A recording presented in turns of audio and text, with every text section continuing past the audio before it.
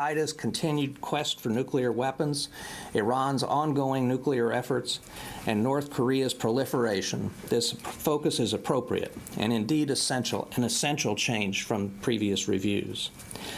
The NPR concluded that stable deterrence can be maintained while reducing U.S. strategic nuclear vehicles by approximately 50% from START 1 levels, a finding that drove negotiations for the New START treaty with Russia.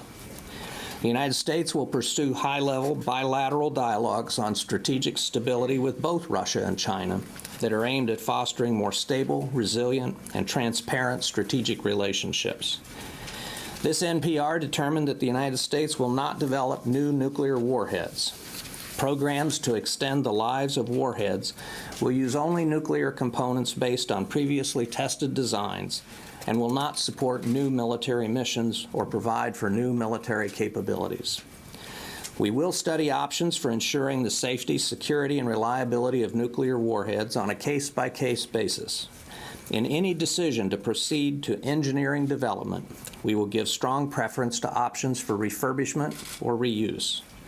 Replacement of any nuclear components, if absolutely necessary, would require specific presidential approval.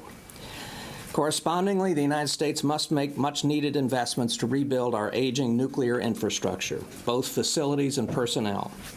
I have asked for nearly $5 billion to be transferred from the Department of Defense to the Department of Energy over the next several years to improve our nuclear infrastructure and support a credible modernization program.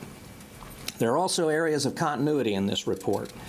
Among them, first, the United States will continue to hold accountable any state, terrorist group, or other non-state actor that supports or enables terrorist efforts to obtain or use weapons of mass destruction, whether by facilitating, financing, or providing expertise or safe haven for such efforts.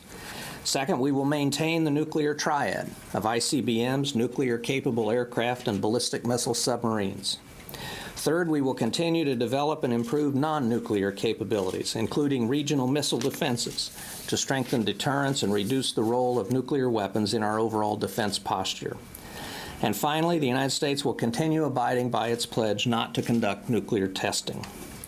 This NPR, while led by the Department of Defense, was from beginning to end an interagency effort, and I want to express my appreciation for the contributions from all departments, but especially the leadership of Secretary Clinton and Secretary Chu.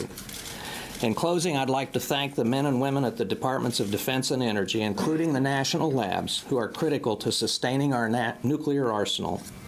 Their important work underwrites the security of the United States, as well as that of our partners and allies. Secretary